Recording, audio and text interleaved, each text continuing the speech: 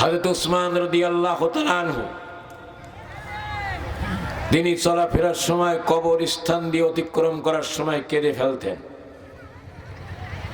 কেউ জিজ্ঞাসা করেছেন ভাই, কেউ বলেছেন চাচা, কেউ বলেছেন হুজুর, কান্দেন কেন কবরে গেলে?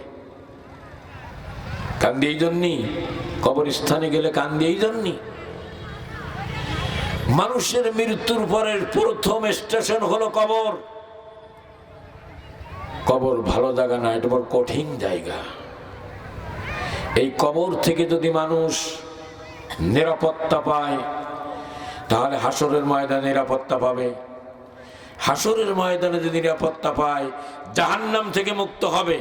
জাহান্নাম থেকে যদি মুক্ত হয় তাহলে সে জান্নাতের অধিবাসী হয়ে যাবে।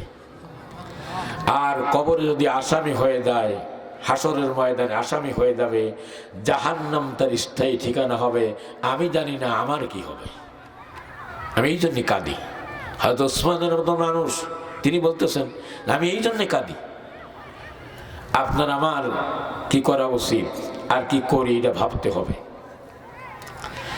কবরে নেওয়ার আগে আমরা যে বিদায় অনুষ্ঠান করি, দুনিয়ার থেকে শেষ বিদায় দেয়, চাকরিতে যখন রিটায়ার্ড হয় তখন এক প্রতিষ্ঠানে একটা বিদায় অনুষ্ঠান হয়।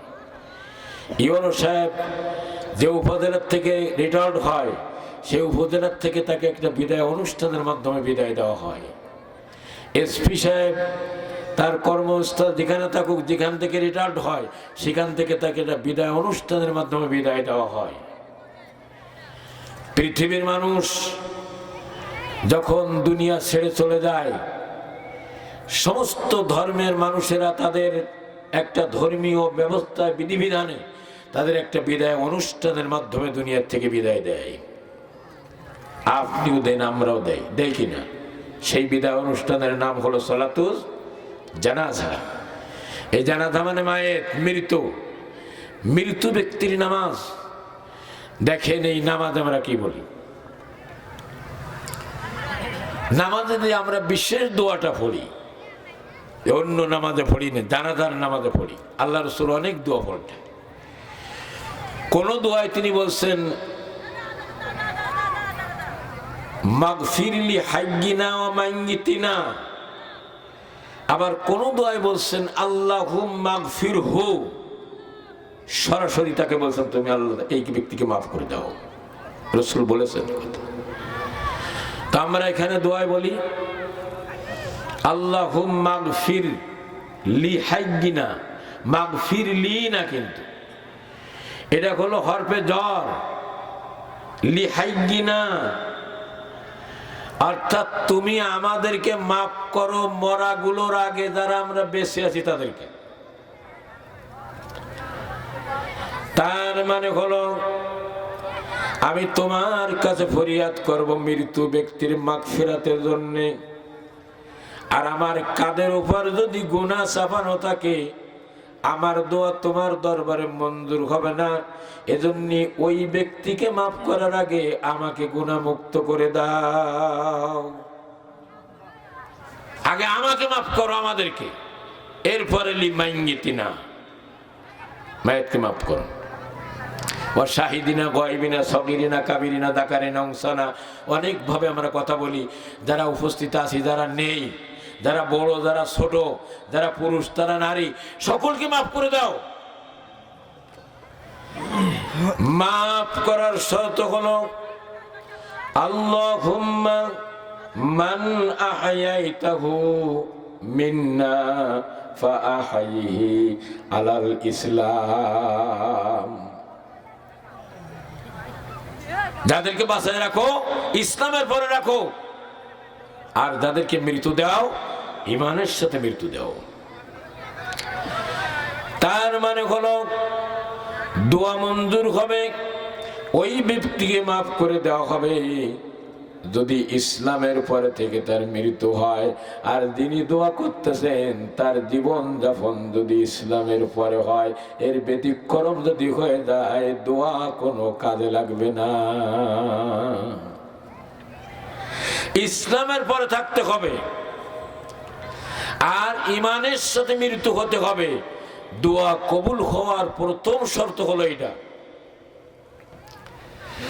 আল্লাহর নবী বলছেন, মা মিন মুসলিমিন ইয়ামুত ফায়াকুমু আলা জানাজাতিহি 40 রাজুলান লা ইউশরিকুনা বিল্লাহি শাইয়া ইল্লা ওয়া শাফাউ। আল্লাহর নবী বলেন, যখন তোমাদের ভিতরে কোনো ব্যক্তি মারা যায় আর তার জানাজায় যদি মাত্র 40 জন মানুষ হাজির হয়, হাজার হাজার হলে দোষ নাই, যদি মাত্র 40 জন মানুষ হাজির হয়, আর ওই 40 জন মানুষের কোয়ালিটি হতে হবে লা ইশরিকু বিল্লাহি শাইয়া। লা ইশরিকু বিল্লাহি বললে যথেষ্ট ছিল। আবার একটা শব্দ বৃদ্ধি করা হলো শাইয়ুন, অর্থাৎ ছোট বড় কোনো প্রকার শিরকের সাথে তার সম্পর্ক নাই, এইরকম 40 জন ব্যক্তি যদি হাজির হয়, ইল্লা শাফাহুমুল্লাহু ফি। হুজুর বলছেন, ওই 40 জন মানুষের জানাজার দোয়ায় ওই ব্যক্তির নাজাতের জন্য যথেষ্ট হয়ে যায়। মা মিন মুসলিমিন ইয়ামুত, দুইটা কড়া শর্ত আছে এখানে। যিনি ইন্তেকাল করেছেন তাকে মুসলমান হয়ে মরতে হবে, আর জানাজায় যারা এসেছে শিরিক মুক্ত মানুষ হতে হবে। শুধু মুসলমান হলে হবে না, শুধু নামাজি হলে হবে না, হাজী সাহেব হলে হবে না, শিরিক মুক্ত হতে হবে। এই দুইটি শর্ত যদি পালন হয়ে যায়, অবশ্যই অবশ্যই ওই ব্যক্তির জন্য জাহান্নাম হারাম হয়ে জান্নাত ওয়াজিব হয়ে যায়। সুবহানাল্লাহ। আর শর্তই যদি মার খেয়ে যায়, এখন তো জানাজায় রাজনৈতিক বক্তব্য হয়, নেতার কোয়ালিটি কিরকম ছিল, নেতার উদ্দেশ্য লক্ষ্য কি ছিল, নেতার আদর্শ কায়েম করতে হবে। মুসলমানের নেতা একজন, কয়জন? অরবিন্দুকেও একাধিক নেতা হতে পারে, মুসলমানের নেতা একজন, কয়জন? তিনি হলেন বিশ্বনবী মুহাম্মদ রাসূলুল্লাহ। মুসলমানের মালিক একজন, কে তিনি? বলেন আল্লাহ। মালিক একজন, নেতা একজন, মনে রাখতে হবে। শুরু হয়ে গেল, বিদায় দেওয়া হয়ে গেল। আল্লাহর নবী এবার বলেন, ইযা মাতাল ইনসান,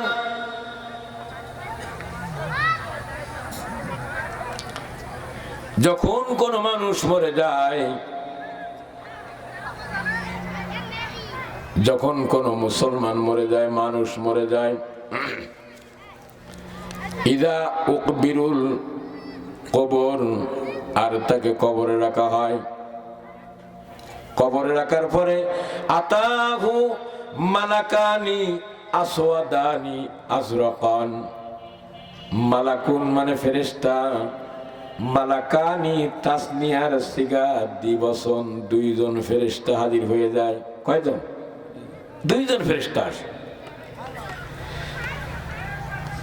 সর্বপ্রথম বান্দা হোক বান্দি হোক, তাকে উঠানো হয়।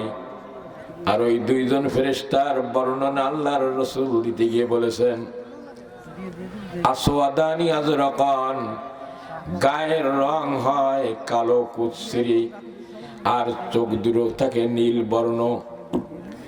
হুজুর বললেন, ওই ফেরেশতা দেখলে আল্লাহর বান্দা হোক বান্দি হোক ভীত হয়ে যায়, ভয় পেয়ে যায়। হযরত ওমর রাদিয়াল্লাহু তাআলা আনহু আলোচনায় ছিলেন। হযরত ওমর বলেন, ইয়া রাসূলুল্লাহ, আমি দুনিয়ায় যেরকম ওমর আছি, এই রকম অবস্থায় কি আমাকে কবরে ওঠানো হবে?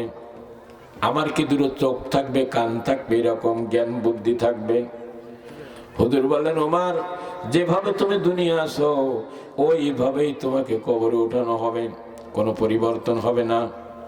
হযরত ওমর বলেন, ইয়া রাসূলুল্লাহ, ফেরেশতা দেখলে মানুষেরা ভয় পেয়ে যাবে, আর আপনি আমার জন্য দোয়া করেন, আমি ওমর ওই ফেরেশতাদেরকে ভয় পাবো না। সুবহানাল্লাহ। এটা হলো ঈমানি বল। তার মানে হলো ওই ফেরেশতারা যার গোলাম, আমি ওমর তার গোলাম। সুতরাং কোন গোলামকে ভয় পায় না। সব গোলাম কার ভয় পায়? মালিক। তারা তার গোলাম, আমি উমার তার গোলাম, আমি ভয় পাবো না। সুবহানাল্লাহ পড়েন। এটা হলো ইমানি তেজ, ইমানি বল। আল্লাহর নবী বলেন, সর্বপ্রথম কবরে জিজ্ঞাসা করা হবে মান রব্বুকা। সর্বপ্রথম যে পরীক্ষা হবে, কবরে যাওয়ার পরে যে প্রশ্ন হবে, ওই প্রশ্ন স্বাভাবিক প্রশ্ন না। ফেরেশতারা সর্বপ্রথম রাজনৈতিক প্রশ্ন করবেন। সুবহানাল্লাহ বলেন। রাজনৈতিক প্রশ্ন। এক নাম্বার প্রশ্নে বলা হবে মান রব্বুকা, বলো তোমার রব কে ছিল। রবের 101টা মানে করা হয়েছে কোরআনের কারিমের ভিতরে। রব হলো এক বচন, এর জমা হলো আরবাবুন, বহু বচন। কিন্তু রব তো একাধিক হয় না, রব তো একজনই হয়। কয়জন হয়? একজন হয়। মুবালাগার সিগা, ওই সমস্ত শব্দগুলোকে মুবালাগা বলা হয় যে শব্দের ভিতর দিয়ে অধিক কিছু বোঝানো হয়, অতিরঞ্জিত আধিক্য প্রকাশ করা হয়। তার মানে এই রবের ভিতরে আল্লাহর 99টা সিফাতি নাম আমরা বলি। বলেন না আপনারা? কত সিফাত তার আছে তিনিই ভালো জানেন। যত সিফাত আছে, গুণ আছে, ওই রবের ভিতরে সব আল্লাহ ঢুকাই দিয়েছেন। সুবহানাল্লাহ বলেন। আমার প্রিয় ভাইরা, এই রবের একটা অর্থ হলো প্রতিপালক, প্রতিপালনকারী। প্রতিপালক তাকে বলে যিনি কোনো বস্তুকে এক অবস্থা থেকে আর এক অবস্থায় নিয়ে পূর্ণ সীমায় পৌঁছায় দেন। একটা দৃষ্টান্ত হলো, মানুষ সৃষ্টি করার সময় সামান্যতম একটু ছিটকে পড়া পানি দিয়ে আল্লাহ তাআলা মানুষ সৃষ্টি করেন। কিভাবে? তিনি প্রতিপালক। মায়ের পেটের ভিতরে এই বীর্যটা তিনি 40 দিন পর্যন্ত এইভাবে তাজা রেখে দেন, দরজা লক করে দেন। আর দ্বিতীয় 40 দিন ধরে তিনি ওটা রক্তে পরিণত করেন।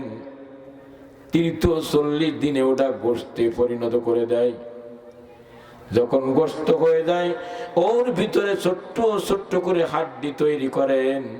আর হাড্ডির সাথে গোশতগুলো জড়ায় জড়ায় মিশাই মিশাই একাকার করে দেন। কে করেন এগুলো? তিনি যেহেতু প্রতিপালক। এরপরে ওই হাড্ডি আর মাংসের সমন্বয় সুন্দর আকৃতি দিয়ে 4 মাস হয়ে গেলে একটা মানুষ তৈরি করে ফেলেন। কে করেন এগুলো? তিনি প্রতিপালক। মায়ের পেটের ভিতরে যা প্রয়োজন সব তিনি প্রয়োজন পূরণ করেন। কে করেন? এভাবে করে একটা নির্দিষ্ট সময় পর্যন্ত প্রতিপালন করেন মায়ের পেটের ভিতরে। এজন্য আল্লাহ রাব্বুল আলামিন কোরআনের কারীমের ভিতরে বলছেন, ফালিয়ানজুরিল ইনসানু মিম্মা খুলিক। আরে মানুষ, তোমার সৃষ্টি সম্পর্কে একটু চিন্তা করো, একটু ফিরে দেখো, তাহলে তোমাকে আর উপদেশ দেওয়া লাগবে না। এমনি স্রষ্টার কাছে তোমার মস্তক অবনত হয়ে যাবে। সুবহানাল্লাহ বলেন। ভাবো। এরপর আল্লাহ রাব্বুল আলামিন পূর্ণ মানুষ বানায় ফেলেন। যেহেতু তিনি প্রতিপালনকারী, পূর্ণ মানুষের আকৃতি গঠন করার পর ফেরেশতা পাঠায় রূহ ঢুকাই দেয়। রূহ যখন ঢুকাই দেওয়া হলো, ওই বাচ্চাটা নড়াচড়া শুরু করে দিল। এরপর ওর ক্ষুধা লাগলো, খাবারের প্রয়োজন হলো। আল্লাহ রাব্বুল আলামিন ওর ক্ষুধা নিবারণের জন্য যে খাদ্য দিতে হবে, মায়ের পেটের ভিতরে বিগত 4 মাস ধরে মায়ের মাসিক বন্ধ করে তার রিজিকের ব্যবস্থা করে রেখেছেন। সুবহানাল্লাহ বলেন। প্রতিপালনকারী। এরপর আল্লাহ রাব্বুল আলামিন ক্রমাগত ফেরেশতা দিয়ে মায়ের পেটের ভিতরে তিনি প্রতিপালন করেন। তাকে আনন্দ দেয়, বিনোদনের ব্যবস্থা করে, ক্ষুধা পেলে খাবার দেয়, অসুস্থ হলে চিকিৎসা দেয়। আর ফেরেশতা দিয়ে তার আনন্দের ব্যবস্থা করে দেয় একটা সময় পর্যন্ত। সময় হয়ে গেল, ফেরেশতারা অর্ডার দিল, ঘোষণা করে দিল আল্লাহর বান্দা বা বান্দি ট্রান্সফারের অর্ডার হয়ে গেছে, এখানে আর থাকা যাবে না, এখান থেকে বের হয়ে যেতে হবে। বড় অস্থির হয়ে গেল, মায়ের পেটের ভিতরে কত নিরাপদ জায়গা আছি, ভালো জায়গা আছি, আবার কোথায় নিয়ে যাওয়া হবে? আল্লাহ রাব্বুল আলামিন বলেন, আমি প্রতিপালনকারী প্রতিপালক। সুম্মা নুখরিজুকুম তিফলা, যখন নির্দিষ্ট সময় হয়ে গেল, দুনিয়ার কেউ তোমাকে মায়ের পেট থেকে বের করতে পারতো না, জীবিত করতো না। আমি আল্লাহ রাব্বুল আলামিন আমার ভালোবাসা আর দরদ দিয়ে তোমাকে মায়ের পেট থেকে আস্তে করে বের করেছি। নুখরিজুকুম, শুধু বের করিনি, তিফলা, আস্তে করে, ভালোবাসা দিয়ে, মোহব্বত দিয়ে মায়ের পেট থেকে দুনিয়ার আলো দেখাইছি। সুবহানাল্লাহ বলে। আমি প্রতিপালনকারী, আমার নাম রব। তোমার যাবতীয় সমস্যার সমাধানের দায়িত্ব আমি আল্লাহ, যাবতীয় প্রয়োজন পূরণ করার দায়িত্ব আমি আল্লাহর। সুতরাং আস্তে করে বের করলাম। আমি যদি না বের করতাম, কোন নার্স যদি তোমার শরীর আঘাত করতো, হাত দিত, শরীরটা বিকলাঙ্গ হয়ে যেত, জীবিত বের হতে পারতে না, মৃত্যু বের হয়ে আসতে। এই জন্য আমি তোমার স্রষ্টা, আমি তোমার প্রতিপালক। ওই নার্স এবং ডাক্তারের হাতের আগে আগে আমি আল্লাহর রহমতের হাত কাজ করেছে। সুবহানাল্লাহ। সুম্মা নুখরিজুকুম তিফলা, শুধু বাইর করলাম না, ভালোবাসা, মোহব্বত আর নরম ভাবে, মোলায়েম ভাবে তোমার মায়ের পেট থেকে বিশাল দুনিয়ায় তোমাকে পৌঁছে দিলাম। এরপরে শিশু, তারপরে তরুণ, তারপরে যুবক, তারপরে পৌল, তারপরে বৃদ্ধ অবস্থায় পৌঁছে গেল। যাবতীয় প্রয়োজন পূরণ করার ব্যবস্থা আমি আল্লাহ করে দিলাম। আবার কিন্তু আমার কাছে ফিরে আসা লাগবে, আমি হলাম রব। এই জন্য রবের একটা অর্থ হলো প্রতিপালক, লালন পালনকারী, আর একটা অর্থ হলো মালিক। মানুষের মালিক কে? মানুষের মালিক হলো আল্লাহ। শুধু মানুষের মালিক আল্লাহ না, মানুষ যে জমিনে বসবাস করে, জমিনের মালিক আল্লাহ। মানুষ যে চাঁদের আলো নেয়, এই চাঁদের মালিক আল্লাহ। মানুষ যে সূর্যের তাপ নেয়, ওই সূর্যের মালিক আল্লাহ। মানুষ যে আকাশের নিচে বসবাস করে, এই আকাশের মালিক আল্লাহ। মানুষ যে বৃষ্টি নিয়ে উপকৃত হয়, ফসল ফলায়, বৃষ্টির মালিক আল্লাহ। সুতরাং যা কিছু মানুষের আছে, সব কিছুর একক মালিক হলেন আল্লাহ। সুবহানাল্লাহ বলেন। কোন সন্দেহ আছে এতে? দুই নম্বরে রবের অর্থ হলো মালিক, একাধিক অর্থ রয়েছে। তিন নম্বরের অর্থ হলো অভিভাবক। একটা মানুষের অভিভাবকত্বের দায়িত্ব যিনি পালন করেন, সব থেকে যিনি অভিভাবক, তিনি হলেন আল্লাহ। এজন্য আল্লাহর নবী আল্লাহর কাছে দোয়া করেছে, আল্লাহুম্মা হাদিনি ফিমান হাদাইতা। আল্লাহ তাআলা, তুমি যাকে হিদায়াত করেছো, আমাকে হিদায়াত করে তাদের সাথী বানায় নাও। সুবহানাল্লাহ বলেন। ওয়া আফিনি ফিমান আফাইতা, আমাকে সুস্থতা, নিরাপত্তা, সচ্ছলতা দিয়ে ওই সমস্ত মানুষের সাথী করে নাও যাদেরকে তুমি সুস্থ করেছো, নিরাপত্তা দিয়েছো, যাদেরকে সচ্ছল করেছো।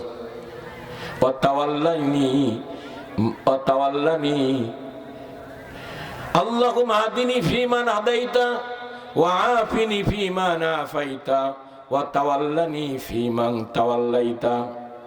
আর আমার অভিভাবকত্ব তুমি গ্রহণ করে তাদের সাথী বানায় নাও যে সমস্ত মানুষগুলোর তুমি অভিভাবক হয়ে গেছো। সুবহানাল্লাহ বলেন। আর আমাকে যে রিজিক তুমি দিয়েছো, তার ভিতরে বরকত দাও। আর আমার অকল্যাণমূলক যদি আমার ভাগ্যে কিছু লেখা থাকে, আল্লাহ সেটা তুমি পাল্টায় কল্যাণ দিয়ে দাও। সুবহানাল্লাহ বলেন। কল্যাণ দিয়ে দাও। অভিভাবক মানুষের আর কেউ নেই, একমাত্র আল্লাহ ছাড়া। মানুষ গাড়িতে চড়ে, প্লেনে চড়ে, সাইকেল থেকে শুরু করে ইঞ্জিন চালিত গাড়ি, উড়ে যাওয়া গাড়ি, প্লেন, এ সব ধরে রাখে কে? আল্লাহ। যদি তিনি ছেড়ে দেন শিকাইনি শেষ হয়ে যায়, প্লেনের তার কেটে যায়, প্লেনের তার কেটে যায়, আরব সাগরের মধ্যে ডুবে যায়, অথবা সেটা স্থলে পড়ে আগুনে সারকার হয়ে যায়। বাসের নিয়ন্ত্রণ যদি আল্লাহ ছেড়ে দেয় সেটা রাস্তার পাশে যে গাছের সাথে বাড়ি লাগে অথবা খাদে পড়ে যায়। মোটর সাইকেলের নিয়ন্ত্রণ যদি তিনি ছেড়ে দেয় ওই মোটর সাইকেল আর বাহককে নিয়ে সামনে যায় না, আছাড় দিয়ে দেয়। সব কিছু নিয়ন্ত্রণ করেন কে? আল্লাহ। আল্লাহ আল্লাহ সুবহানাল্লাহ বলেন। রবের আর একটা অর্থ হলো প্রভু। মানুষের একমাত্র প্রভু কে? জোরে বলেন। রবের আর একটা অর্থ হলো একচ্ছত্র কর্তৃত্বের অধিপতি। সকল কর্তৃত্ব কার হাতে? আল্লাহর হাতে। রবের আর একটা অর্থ হলো সকল ক্ষমতার একক মালিক কে? তিনি।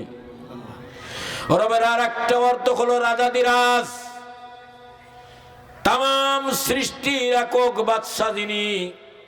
সূরাতুল ফাতিহায় কমপক্ষে প্রতিদিন একটা নামাজি মানুষ 32 বার এই কথাটা বলে, আলহামদুলিল্লাহি রাব্বিল আলামিন। হামদ শব্দের আগে আলিফ লামে ইস্তিগরাকি লাগানো আছে, তার মানে হলো গুণগান, প্রশংসার যত দিক আছে, যত বিভাগ আছে, যত জায়গা আছে, সকল দিক থেকে, সকল বিভাগ থেকে, সকল জায়গা থেকে যত প্রশংসা আসতে পারে আর কারণ লিল্লাহি রাব্বিল আলামিন।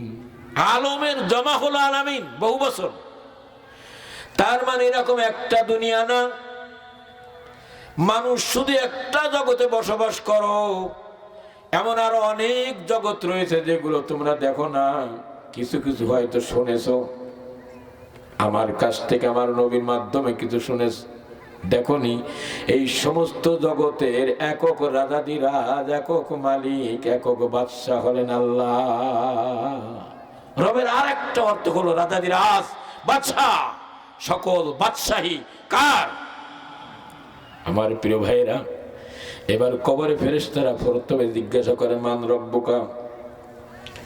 আগে বলো তোমার বাদশা কে ছিল, তোমার অভিভাবক কে ছিল, কার আইন মেনে চলতে, কার আদেশ মতন দুনিয়ায় জীবন যাপন করেছ, কার দেওয়া বিধানের উপর চলতে, কার পক্ষে তুমি কথা বলেছ, কোন বিধানের পক্ষে তোমার অগ্রসর ছিল, পরিকল্পনা ছিল, কোন বিধান কায়েম করার জন্য কাজ করেছো, কথা বলেছো। এক কথায় সব মান রব্বুকা, সব জিজ্ঞাসা করা হয়ে যায়। যদি কোনো মানুষ দুনিয়ায় ওই রবের হুকুম মেনে দুনিয়ায় চলে, ব্যবসা করে, বাণিজ্য করে, ক্ষেত খামার করে, পরিবার পরিচালনা করে, রাষ্ট্রীয়ভাবে রবের হুকুম কায়েম করার জন্য চেষ্টা করে, এই ব্যক্তি শুধু সেদিন বলবে রব্বি আল্লাহ। রব মানে মালিক, রব্বির সাথে ইয়ায় মুতাকাল্লিম, আমার মালিক, আমার রব হলো আল্লাহ। আর যদি দুনিয়ায় রবের হুকুম মতন ব্যবসা বাণিজ্য করলো না, ইনকাম করলো না, উপার্জিত অর্থ রবের হুকুম মতন ব্যয় করলো না, ক্ষেত খামার রবের হুকুম মতন করলো না, রাজনৈতিক ময়দানে কথা বলার সময় রবের হুকুম মতন করলো না, এই ব্যক্তিকে বলা হবে মান রব্বুকা। সে বলবে লা আদরি, আমি জানি না। 2 নম্বর জিজ্ঞাসা করা হবে মা দীনুকা, তোমার দিন কি ছিল তাই বলো। দিন মানে ধর্ম। দিন মানে কি? দিন মানে শুধু ধর্ম না, দিনের একাধিক অর্থ রয়েছে। মালিক ইয়াউমিদ্দিন মানে এই দিন মানে বিচার দিবস। দিন মানে হলো আনুগত্য, দিন মানে হলো গোলামি, আর দিন মানে হলো আনুগত্য করার বিধান। দিনের কয়েকটা অর্থ আমি এখানে লিখে নিয়ে এসেছি।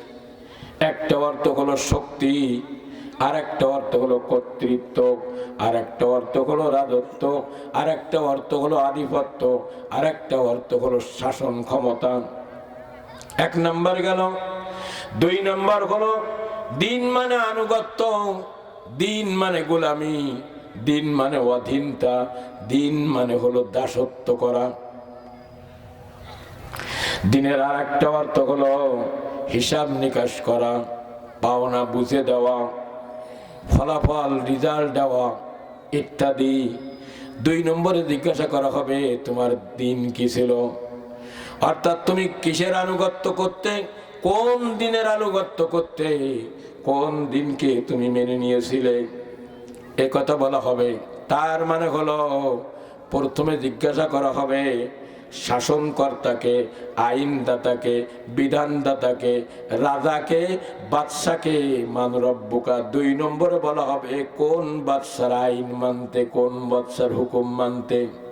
মা দিনুকা, ওই দিনের পক্ষে যে ব্যক্তি থাকে না, দিনের পক্ষে যে ব্যক্তি কথা বলে না, দিনের জন্য যে ব্যক্তি সময় দেয় না, আল্লাহর বিধানের জন্য তার মাথা ঘামে না, কাজ করে না, বিধানকে কার্যকর করার জন্য, আল্লাহর বিধানকে কার্যকর করার জন্য সর্বোচ্চ পরিকল্পনা মাফিক সব থেকে অগ্রণী ভূমিকা পালন করেছেন তামাম নবী রাসূলগণ। আল্লাহ রাব্বুল আলামিন আখিরি নবীকে বললেন, তিন জায়গায় একটা আয়াত বলা হয়েছে।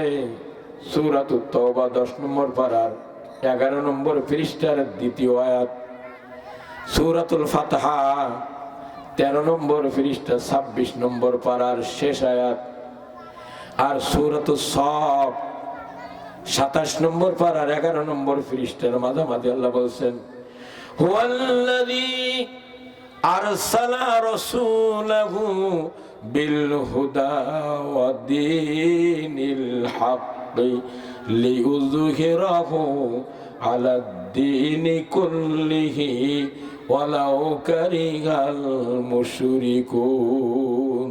সূরা সাফ ওয়ালাউ কারিহাল মুশরিকুন, সূরা তাওবা ওয়ালাউ কারিহাল মুশরিকুন, সূরা ফাতহা ওয়া কাফা বিল্লাহি শাহিদা। তার মানে হলো আল্লাহ রাব্বুল আলামিন বলেন, নবী আমি প্রেরণ করেছি দুইটা জিনিস দিয়া, একটা হলো পরিপূর্ণ হিদায়েত, আর একটা হলো দ্বীনে হক, সত্য নির্ভেজাল দিন দিয়ে। নবীর পহেলা কাজ হলো, নবুয়তের প্রথম দায়িত্ব হলো লিইয়ুযহিরাহু আলাদ-দীনি কুল্লিহি, দুনিয়ায় ওই সমাজের ভিতরে যত দিন চালু আছে ওই সমস্ত দিনের উপর আমার দেওয়া দিনকে বিজয় করে দেবে। সুবহানাল্লাহ, বিজয় করে দেবে। আর এটাই নিয়ে সমস্ত নবী রাসূলদের সাথে সমকালীন তদানীন্তর স্বৈরাচারদের সাথে সংঘাত হয়েছে, সংঘর্ষ হয়েছে, শুধুমাত্র একটা কারণ। ফিরআউন মূসা আলাইহিস সালামের কথা বলতে গিয়ে বলল, ওয়াকালা ফিরআউনু যারুনি আকতুল মূসা ফালিয়াদউ রাব্বাহু। ফিরআউন বলল আমাকে ছেড়ে দাও, জার মানে ছেড়ে দেওয়া, যারুনি আমাকে ছেড়ে দাও। কারণ হলো আক্তুল মূসা, আমি মূসাকে মৃত্যুদণ্ড কায়েম করে দেব, ফাঁসি দিয়ে দেব, হত্যা করব। ফালিয়াদউ রাব্বাহু, সে যদি পারে আমার বিপক্ষে আর একটা রবের দাওয়াত দেয়, সেই রবকে ডেকে আনুক। ফালিয়াদউ রাব্বাহু, ফিরআউন বলতেছে আর কোন রব আছে তাকে ডেকে আনুক। ফিরআউন যখন বলল আর কোন রব আছে ডেকে আনুক, আমি ছাড়া তো আর কোন রব নাই, ফিরআউন বলতেছে আনা রব্বুকুম, আমি তো তোমাদের রব। এরপর বলল আনা রব্বুকুমুল আলা, যদি আর কোন রব থেকেও থাকে তার উপরই রব হলাম আমি ফিরআউন। জোরে বলেন নাউযুবিল্লাহ। আপনারা বলেন না সুবহান রাব্বিয়াল আলা। আলা আছে না, এই আলা মানে হলো যেটা উপরে থাকে, উপরের দিকে ধাবিত, সেটা হলো আলা। তার মানে হলো ফিরআউন বলল আনা রব্বুকুমুল আলা, আর যদি কোন রব থাকে তাহলে তাদের উপরই রব আমি। হেড রব আমি। আর মুসা যদি পারে ফালিয়াদউ রাব্বাহু, তার রবকে ডেকে আনুক। আল্লাহ রাব্বুল আলামিন বললেন ক্বালা লা তাখাফা, ও মুসা এবং তোমার ভাই হারুন, দ্বিবচন ব্যবহার করা হলো। লা তাখাফা, তোমরা দুইজন কোনো ভয়ের কারণ নেই, ভয় করে না। ইন্নানি মাকুমা, ফিরাউন তোমাদেরকে ডাকতে বলতেছে, ডাকা লাগবে না, আমি তোমাদের সাথে আছি। সুবহানাল্লাহ বলেন। ইন্নানি মাকুমা, তোমাদের দুইজনের সাথে আমি আছি। ফাসমাউ ওয়ারা, শুধু সাথে নেই, কোথায় কোন কথাবার্তা হয়, ষড়যন্ত্র হয়, পরিকল্পনা হয়, ছোট হোক বড় হোক, সব আমি শুনতেছি। ওয়ারা, এবং সবগুলো আমি দেখতেছি। সুবহানাল্লাহ বলে। ডাকা লাগবে না আমাকে। তাহলে এখানে রব নিয়ে সংঘর্ষ হলো, রব নিয়ে সংঘর্ষ হলো। আল্লাহ রাব্বুল আলামিন অন্যত্র বলেন, আলাম তারা ইলাল্লাযী হাজ্জা ইব্রাহিম ফি রাব্বিহি আন আতাহুল্লাহুল মুলক। নমরুদকে লক্ষ্য করে বলছে, আমি তাকে রাজত্ব কায়েম দান করেছিলাম, আর সেই রাজত্ব নিয়ে আমার ইব্রাহিমের সাথে তার সংঘর্ষ হয়েছিল। আর কোনো ব্যাপার না, রবের ব্যাপারে, রাজনৈতিক ব্যাপারে, রাষ্ট্র পরিচালনার ব্যাপারে শুধু সংঘাত সংঘর্ষ হয়েছে, নবীদের সাথে আর কোনো ব্যাপারে না। নামাজ পড়ার জন্য হয়নি, রোজা রাখার জন্য হয়নি, কোরআন তেলাওয়াতের জন্য হয়নি, পর্দা করার জন্য হয়নি, জিকির আজগার করার জন্য সংঘাত হয়নি, সংঘর্ষ হয়নি। একটাই মাত্র কারণ, সংঘর্ষ সংঘাতের একটাই কারণ হলো রাষ্ট্র ক্ষমতা। কথা ক্লিয়ার? আল্লাহ রাব্বুল আলামিন সব কথা কোরআনে খুলে খুলে বলে দিলেন। আর নবী মুহাম্মদ সাল্লাল্লাহু আলাইহি ওয়াসাল্লাম শুধু বললেন না, বাস্তব জীবনে রূপ দিয়ে দেখাই দিলেন। 2 নম্বরে জিজ্ঞাসা করা হবে, মান দিনুকা, তোমার জীবন বিধান কি ছিল? কোন বিধানের অনুসারী তুমি ছিলে? কোন বিধানের উপর চলতে? কোন বিধানের পক্ষে ছিলে? কোন বিধানকে সমর্থন করতে? কোন বিধানের পক্ষে কাজ করতে? এক কথায় সব বলা হয়ে গেল। মা দিনুকা, কোন বিধানের উপর তুমি ছিলে? যারা মুহাম্মদ সাল্লাল্লাহু আলাইহি ওয়াসাল্লামের আনিত এই বিধানের উপর দুনিয়ায় চলাফেরা করে বা করার চেষ্টা করে, এই বিধানকে কার্যকর করার চেষ্টা করে, তারা সেদিন বলে দেবে দিনুনা ইসলাম।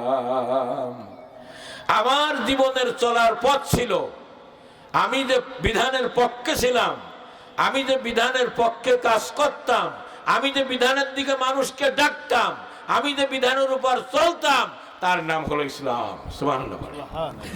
আর যারা নামাজে আল্লাহর বিধান মানে, ক্ষেত খামারে মানে না, ক্ষেত খামারে মানে, দোকান ঘাটে মানে না, দোকান ঘাটে মানে, পারিবারিক জীবনে মানে না, এই সব জায়গায় মানে, কিন্তু রাজনৈতিক জীবনে মানে না।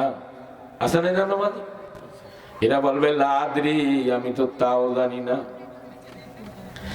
3 নম্বর প্রশ্ন করা হবে, 2 ভাবে হাদিসে আসছে, একটা হলো মান নবিয়ুকা, আর একটা হলো মান হাজার রাজুল। একভাবে বলা হবে তোমার নবীকে, আর একভাবে হয়তো বলা হবে এই ব্যক্তিকে, রসুলকে দেখানো হবে। যে ব্যক্তি রসুলের আনুগত্য করেছে দুনিয়ায়, যে ব্যক্তি রসুলকে ভালোবেসেছেন, শুধু মৌখিক ভাবে না, রসুলকে ভালোবেসেছেন কাজে কর্মে, কথাবার্তায়, সামাজিক ভাবে, রাজনৈতিক ময়দানে। একমাত্র স্লোগান দিয়েছেন, আমার নেতা, তোমার নেতা বিশ্বনবী মোস্তফা। নেতা মানুষের একাধিক হবে না, নামাজীদের নেতা হবে একজন। কয়জন? আর রসুল তো নেতা আপনারা বলেন কিন্তু মানেন না অনেক। কালিমা পল্টিকে বলেন ইমামুল মুত্তাকিন, ইমাম মানে হলো নেতা। কিয়ামতের ময়দানে 7 শ্রেণীর মানুষকে আল্লাহ তাআলা আরশের ছায়াতলে স্থান দেবেন। তার প্রথম নাম্বার বলা হয়েছে ইমামুল আদলি, ন্যায় বিচারক এবং ইনসাফ ভিত্তিক রাষ্ট্র পরিচালনা করতে এমন শাসককে আশ্রয় দেওয়া হবে। ইমাম মানে নেতা। শুধু এতটুকু না, পরবর্তী কালিমায় বলেন ইমামুল মুরসালিন, রসুল শুধু সাধারণ মানুষের ইমাম না, নেতা না, সর্দার না, তামাম নবী রসুলদের তিনি হলেন নেতা। সুবহানাল্লাহ বলেন। মুরসালিন রসুলের বহু বচন, জামার শিখা। মুরসালিন আল্লাহর নবী এ ব্যাপারে বলছেন আনা সাইয়্যিদুন নাস ইলা ইয়াউমিল কিয়ামাহ, কিয়ামতের দিন আল্লাহ রাব্বুল আলামিন সমস্ত মানুষের জন্য আমাকে লিডার বানাই দেবেন। সুবহানাল্লাহ বলেন। শুধু তাই বলেন, আর বলেছেন ও মানুষেরা শোনো, হাউজে কাউসারের একক নেতৃত্ব কর্তৃত্ব আল্লাহ আমার হাতে তুলে দেবেন। আমার মসজিদের মেহরাব, তার মানে মসজিদে নববীর মেহরাব, আর আমার গৃহ, এর মাঝখানে যতটুকু জায়গা রয়েছে এই জায়গাটার নাম হলো রিয়াদুল জান্নাহ, হাদিসের ভিতরে আসছে, তার মানে জান্নাতের বাগান। হুজুর বলছেন এখানে হাউজে কাউসার হবে, আর আমার হাউজে কাউসারের আয়তন হবে মক্কার এক প্রান্ত থেকে আর এক প্রান্ত পর্যন্ত। চতুর্দিক থেকে পান পত্র থাকবে। ও মানুষেরা, তোমরা গুণে সেটা নির্ণয় করতে পারবে না, যেমন তোমরা আকাশের তারকা গুণে নির্ণয় করতে পারো না। এত বিশাল হাউজে কাউসারের সবটুকুন কর্তৃত্ব আল্লাহ আমার কাছে দেবেন। আমার অনুমতি ছাড়া এই হাউজে কাউসার থেকে একটা ফোঁটা পানি কেউ পান করতে পারবে না। আমি সেই নবী। সুবহানাল্লাহ বলেন। আল্লাহ রাব্বুল আলামিন কোরআনুল কারীমের ভিতরে বলছেন কুল, আদেশ করেছেন আল্লাহ, আমরের সিগা দিয়ে শুরু করলেন, হে রাসূল তুমি এই কথাটা বলে দাও, কথাটা আমি আল্লাহ, বলে দাও মানুষকে তুমি, এটা আল্লাহর আদেশ। ইয়া আইয়ুহান নাস ইন্নী রাসূলুল্লাহি ইলাইকুম জামিআ।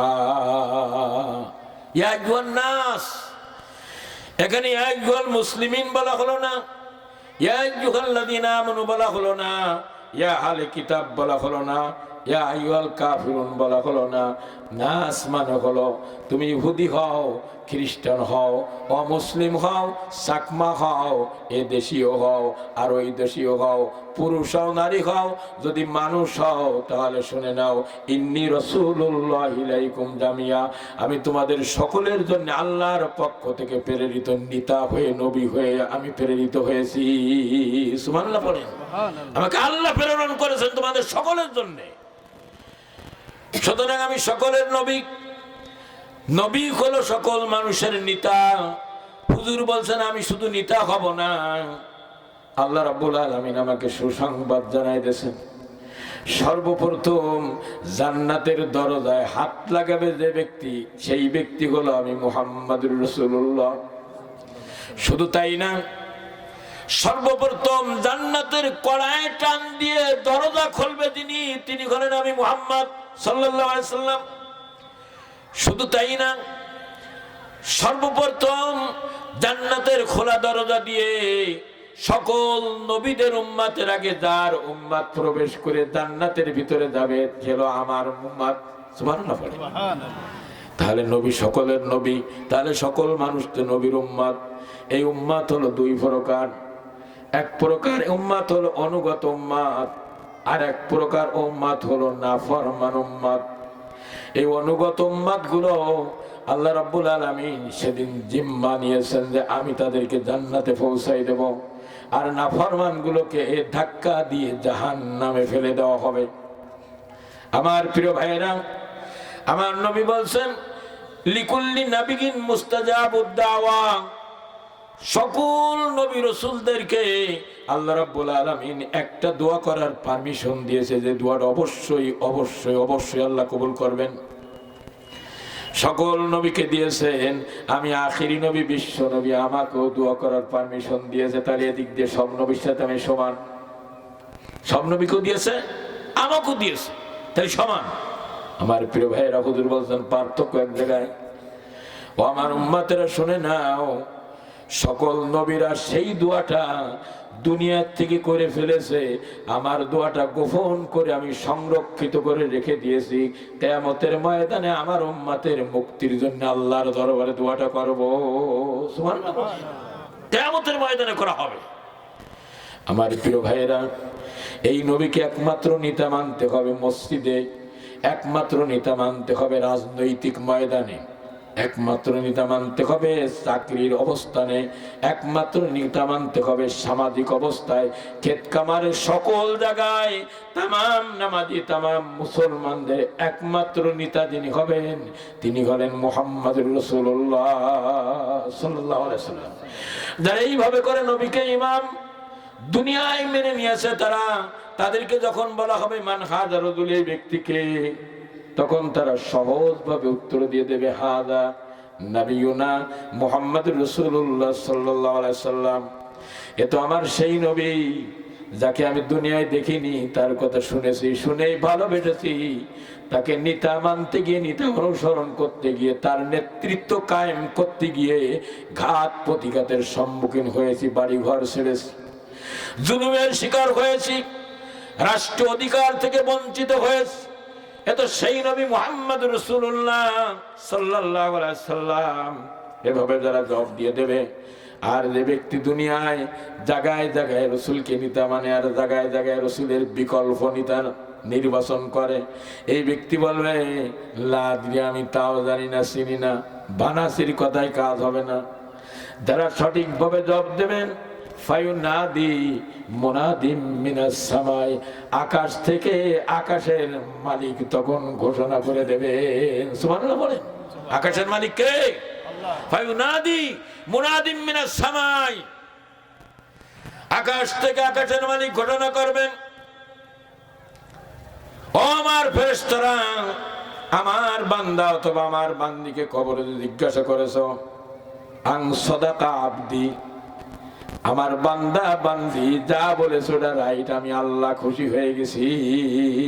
সুবহানাল্লাহ বলেন। সত্যবাদীদেরকে আল্লাহ বলেন আন সাদাকা আবদি, আমার বান্দা অথবা আমার বান্দি। আর এর বিপরীত যারা থাকবে তাদেরকে বলে আন কাযাবা, মানে আবদি শব্দ ব্যবহার করবেন না। আল্লাহ বলবেন ও মিথ্যা বলেছে। তার মানে হলো দুনিয়ায় জানতো ওর স্রষ্টা মালিক আমি, আর আমার পক্ষ থেকে একটা রসুল প্রেরণ করা হয়েছে, রসুল জীবন আদর্শ তাদের কাছে রেখে এসেছে, কথা জানতো, কিন্তু ওটাকে গোপন করে চলেছে, সুতরাং মিথ্যুক। আল্লাহ রাব্বুল আলামিন বলবেন ও ফেরেশতারা, আন সাদাকা আবদি, আমার যে বান্দা বান্দি সঠিকভাবে প্রশ্নের জবাব দিয়েছে, আমি খুশি হয়ে গেছি। ফাফরিশুহু ইলাল জান্নাহ ওয়ালবিসুহু ইলাল জান্নাহ আফতাহুহু লাহু ইলাল বাব। আমি আল্লাহ তাআলা অর্ডার করে দিলাম ফেরেশতারা, জান্নাত থেকে পোশাক এনে আমার ওই বান্দা হোক বান্দি হোক তার গায়ে পরায় দাও, আর জান্নাত থেকে বিছানা এনে কবরে বিছায় দাও। ফাফতাহু লাহু বাব, আর জান্নাতের সাথে তার কবরের সাথে একটা সংযোগ স্থাপন করে দাও, দরজা লাগাই দাও। সুবহানাল্লাহ বলেন।